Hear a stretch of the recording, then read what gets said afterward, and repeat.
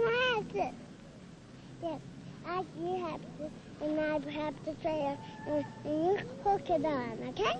Once upon a time, there was a little girl who had scary dreams, and one day she dreamed about a scary world. And in the scary world were all kinds of scary things, like bad witches and monsters and crocodiles. Well, they were nice crocodiles. Everything was nice there, but they were still scary. Hey, we got your hat! Very small children, so helpless in other ways, accomplish with what looks like ease one very big intellectual task, that of learning and perfecting their language. In fact, babies seem to be born with the capacity to extract the rules of the language around them, to practice these rules, and to revise them until they are speaking a language that closely resembles that of adults. Why? Doggy! You see dogs up there too? Many psychologists tend to answer the question, how does a child learn language, in a somewhat negative way. The child just couldn't learn all the rules of his language in so short a time from the complicated stream of language that he hears around him. The grammar of the adult language is just too complicated. Instead, they suggest, the child must come with much of the knowledge built in or innate. The order of stages which the child goes through is invariant across a lot of languages. Children seem to learn language in the same way, many different languages. This suggests some kind of biological maturation, much like the child learning to walk. The child just has to be exposed to language, and the child will learn it. I love, ooh, oh, Mommy was it cross, or Mommy was it cross, yeah, cross. Many children spend hours every day in their cribs practicing and experimenting with different combinations of language. The garden was over the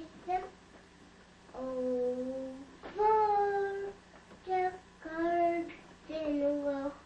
What the fun has look. Yeah. It's more like whirling bit. Someone once said, if we were to try to teach children language, they would never learn to speak. Luckily, it is not up to us to teach our children. They practice it on their own, in their crib, and out of it.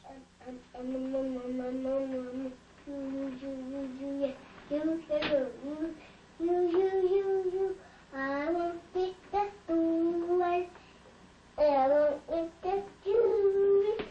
I won't. You're a good girl.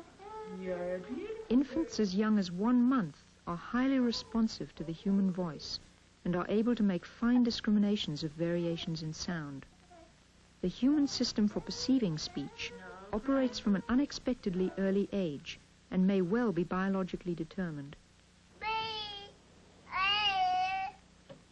Like all babies, Max can not only distinguish the subtlest difference in the sounds of any language, but has the ability to reproduce those sounds and consequently to master any language. It is to the advantage of his first language that he is already suppressing this ability in favor of those sounds which will be useful in speaking his mother tongue. By puberty, the specialization of speech centers in his brain will be complete and acquiring new languages much more difficult.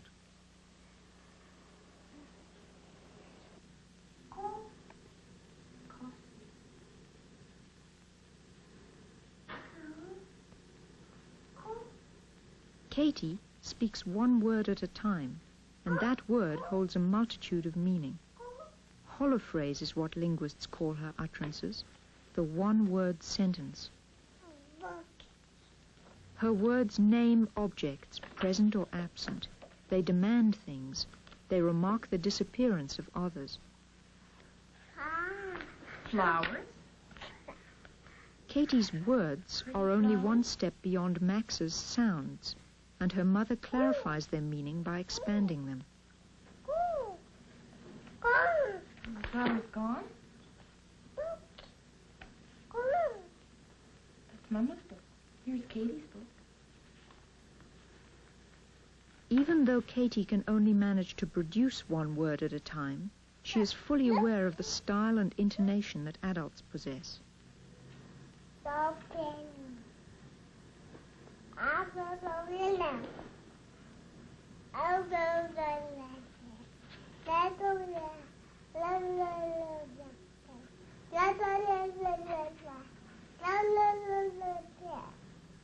Sidewalk. Justine is starting to combine words into 2- and 3-word sentences, leaving out the little grammatical words and endings. This is called telegraphic speech. Vanish. Stop vanish.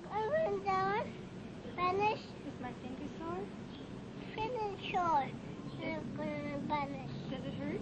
Good.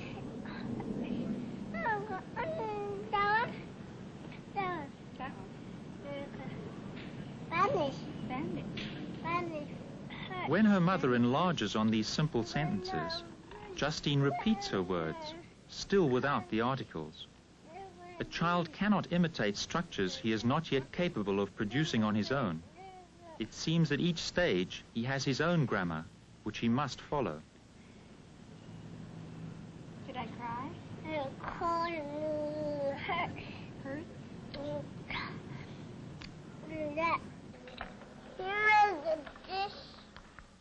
Timmy has added all of the little grammatical words that Justine left out. These features of English come into children's speech in the same order, although at different rates for different children. This one's gonna go on the perch, okay? This Ruby can get there. He wants to get his lunch. What's the daddy going to eat for lunch? What should we give him to eat? He wants to sleep. He wants to sleep. Yeah. Oh, well, he'd better go up to the bedroom then. Do you want to give him some lunch first? What will he eat? Does he like soup? Yeah. And what else? The child now begins to make errors on words he previously used correctly, like comed instead of came. Learning the rule of adding ed to form the past tense of the verb, he will over-apply it for a long time. And what have you got there? I'm just hungry. You're giving him some dog food?